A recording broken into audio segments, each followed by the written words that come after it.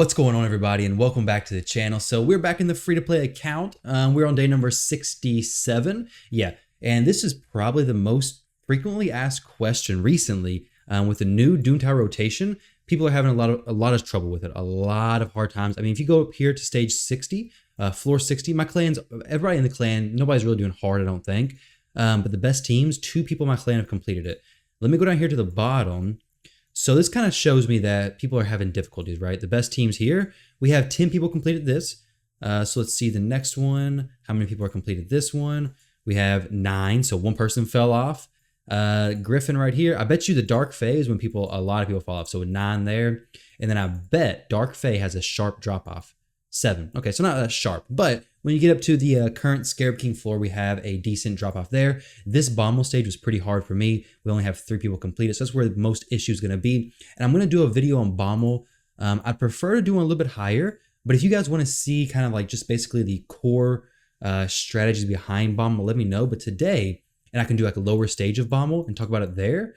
But today, I want to talk about Scarab King. And you may have noticed when I showed my team, I just had Rector Drath and Shield Guard. Now, I did try to do a video just now with just Shield Guard, but unfortunately, he's amazing, but he's not that amazing where I can do just by himself, because definitely I would have clickbait that video and it would have been so nice, but unfortunately, I can't do it. But let me show you guys their gear, and I'm going to show you a video that I recorded earlier, because basically I turned it on auto. It was literally full auto, so I could farm that stage if I wanted. Matter of fact, I may actually farm that because I can do it. It takes like 12 minutes, so it's going to take a long time to do it.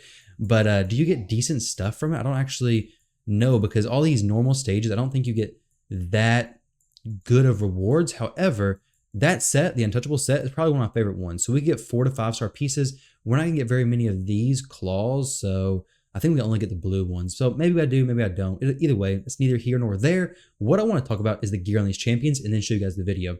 So with Shield Guard, his main importance is having a blood shield ring. The reason why this is so important, and if you don't have Shield Guard, that's perfectly fine. He's absolutely amazing with the AoE for the wave clear, good lifesteal. Well, lifesteal heals him well. War Master gets extra healing, of course. If you have lifesteal gear in your champions, you probably want War Master, especially if you're going against bosses. But the fact that he's a defense-based champion just makes him be so much better against sustainability, right? Or for sustainability. Plus, the decreased attack debuff the boss places does nothing to him because he's a defense-based champion, right? So this Blood Shield accessory basically works as having a shield champion on the team. So a champion like Metal Shaper, like Miscreated Monster, maybe Sir Nick, but any of those champions who place the shield on your champions and keep it up consistently, Shield Guard, whatever champion it is, in a Blood Shield ring essentially prevents the Scarab King from doing that counterattack whenever somebody with no shield attacks him. So something very, very valuable. If you have a Blood Shield accessory on anybody, they could very well be worth bringing into the Scarab King, assuming they make sense, right? So definitely something to keep in mind, definitely something to consider. If you have Blood Shield rings, check out who you have them on, and it could open up your team possibilities immensely, honestly, because you don't have to bring Metal Shapers, you don't have to bring Miscreated Monsters being the fastest in your team, nothing like that. So Shield Guard's build is pretty simple, just lifesteal, good speed, good damage. He's just in my simple gear. Now, Rector Drath is where it gets a little bit different, okay? So I took her resistance and I got it to 161. She brings a 55 resist aura in the Doom Tower. So that plus the 161 puts her a little bit over 200, which 200 is the range I was shooting for to resist the provoke mostly from the Scarab King whenever he tries to place the provoke, right? Because if she gets provoked, this A2 ability, she can't do it no more. So while Shield Guard does decent sustainability by himself, he needs a little bit extra boost with Rector Drath to go ahead and make sure he doesn't die. Another thing that's absolutely huge is the decreased attack from Rector Drath.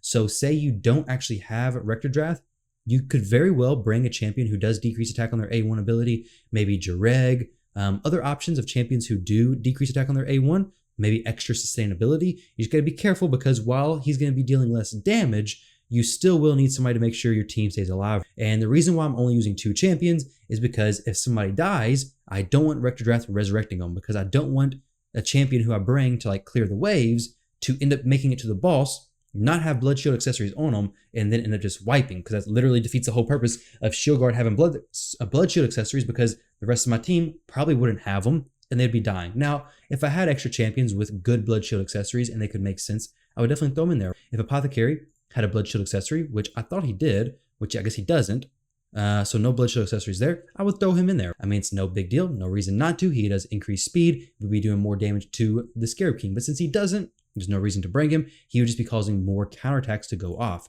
But Rector Draft, we have her good resistance. We have her in War Master Masteries as well. Now, I don't have the blood shield accessories for her. So unfortunately, what you're going to see in the video is every time the Rector Draft attacks, then we're getting counterattacked from the boss. And you can also see the damage mitigation. So I'll skip through all this wave stuff.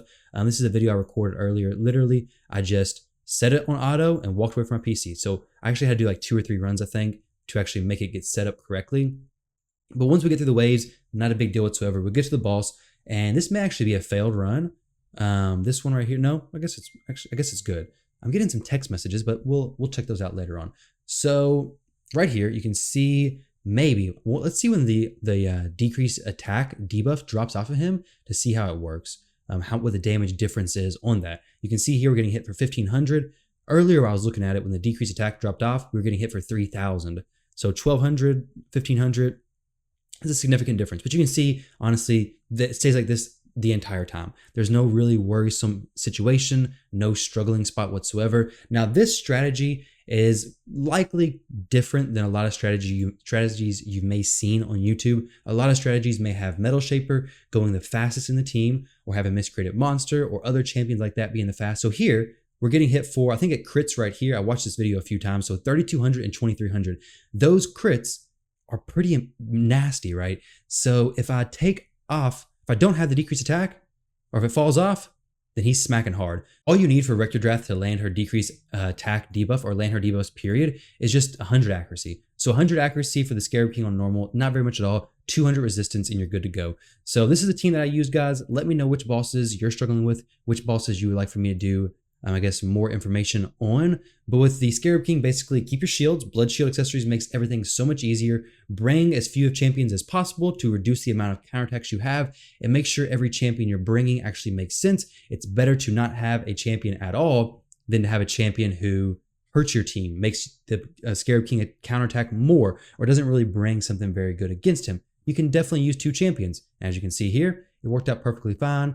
Took a little more turns than I would have liked with 168, but hey, we got it done, and hey, that's all you gotta do. You gotta get it done once, and you're good to go. So guys, thank you all very much for watching this video. I hope you all enjoyed, and I'll catch you in the next one.